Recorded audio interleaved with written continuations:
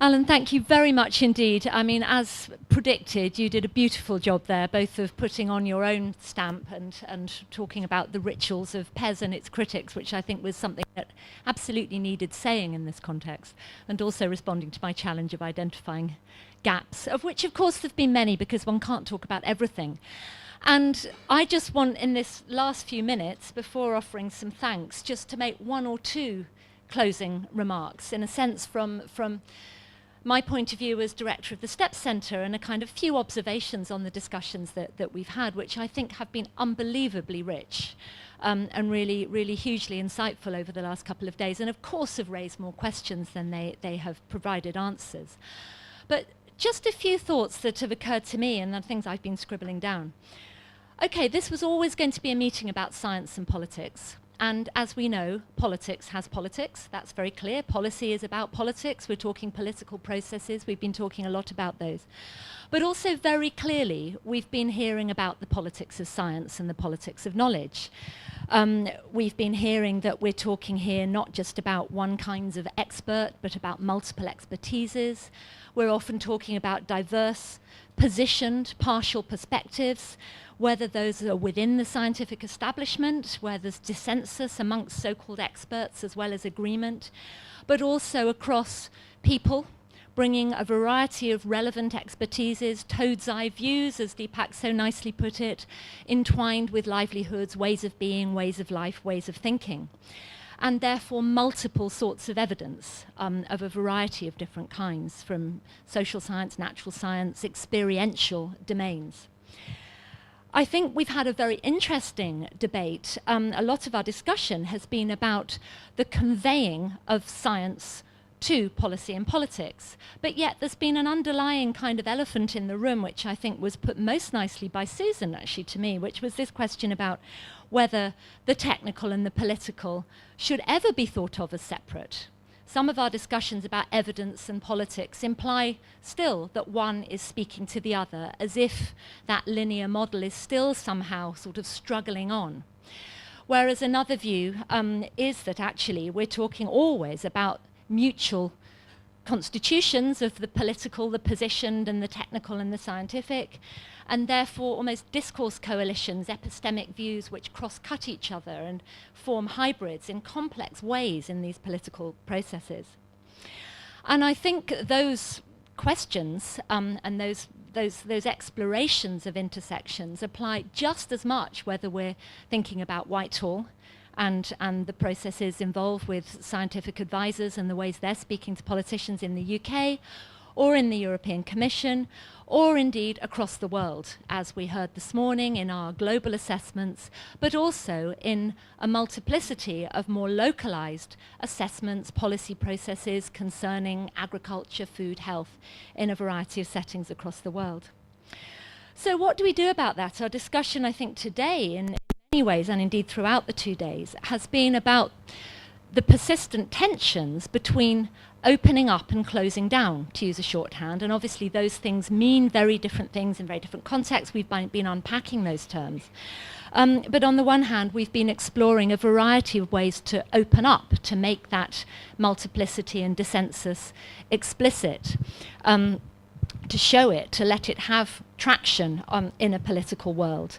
We've been thinking about methods, about institutions, about phrases like honest brokering, about strategic simplifications, about plural and conditional forms of advice, about laying out options, about energizing, engaging with grassroots debates. Sorry, these are just things I've jotted. I mean, there are many, many more of them. And in contexts of tremendous complexity and uncertainty, making those uncertainties explicit, finding ways to communicate them, engage them, and to therefore develop processes of responding to them, which are as much about seeking as about planning. They're about adapting, they're about feedback, they're about reflexive processes, and in turn those need reflexive people, reflexive scientists, reflexive policymakers, capacities to reflect and engage. But we've also been thinking about a lot of processes which work against what I think for many in this room would be seen as ideals, and they're kind of easy to talk about. Processes which are continually closing down and have indeed been for a very long time. whether those are around creating appearances of consensus, whether they're about the kind of limping on of linear models for reasons of political expediency or pragmatism, whether it's about pragmatic single goals and narrow agendas, as we saw around the MDG discussion this morning, whether it's around the passion for express train technologies, which are sort of blundering on with people kind of waving at the window of the driver, or whether they're indeed through the kind of ritualistic processes that Alan was just talking about, which often take the place of really energetic, opened up kinds of debate.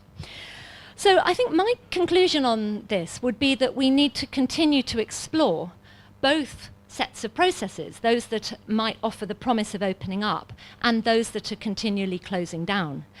And to keep alive and to keep exploring the tensions between them and the way they play out in different settings. And to recognize that they are fundamentally about power and they're about culture.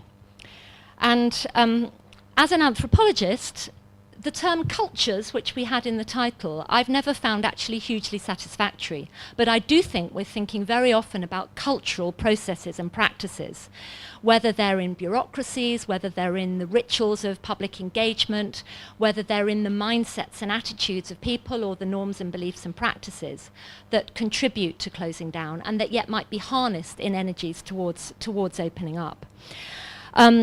But we also need to think about actually hard politics, about interests, about political economy. And I would agree with Alan that actually the role of the private and the business and the corporate in some of this is something we could have talked about more and could continue to do so. But political economy operates in many, many different ways. I think the bottom line take-home message is that all of this is shot through with power relations, and actually making some of that explicit can help us in our task. So I'm not going to say any more beyond to say that actually this kind of debate is very much the lifeblood of the work we've been doing in the STEPS Centre and are trying to continue to do. We haven't always been doing it in meetings like this. A lot of the contexts and settings in which we've been having these debates are things like peri-urban settings in Delhi where people are struggling with environment and health issues, or poultry production systems in Ghana where people are charting out multiple pathways forward, or tackling zoonotic diseases in African settings where again you have multiple forms of evidence and advice and politics and interests and so on.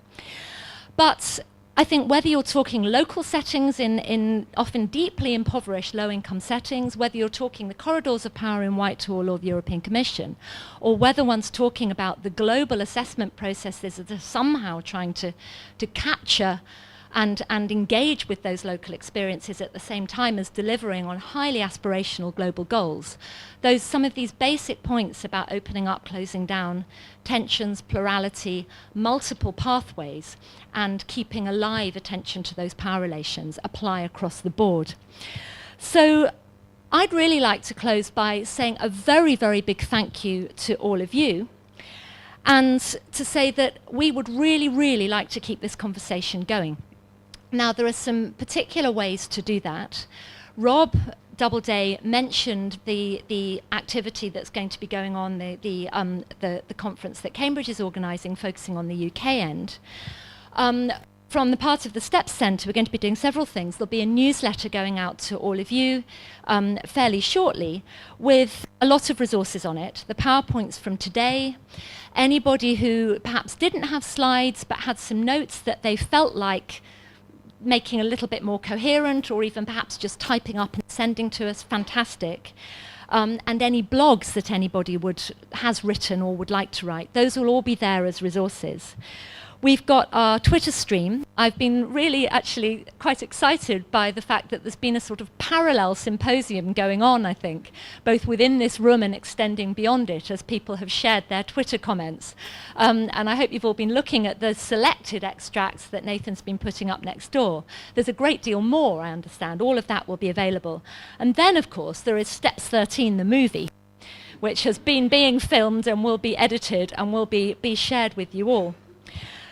We're also thinking, because this has been relatively UK focus or European focus for a STEPS type event, of also running a follow-on global outreach and a way of trying to broaden the conversation to some of our partners and others and broader networks in developing country contexts through some communications work and through taking some of these discussions into other arenas.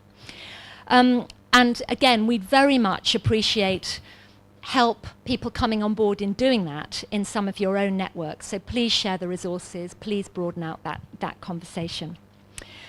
And finally, I'd just like to offer some thanks. Now, the first set of thanks are to all of you for coming along, for sharing your time, sharing your expertise, sharing your insights. It's been fantastic. I think everyone's agreed that this has been a really rich couple of days.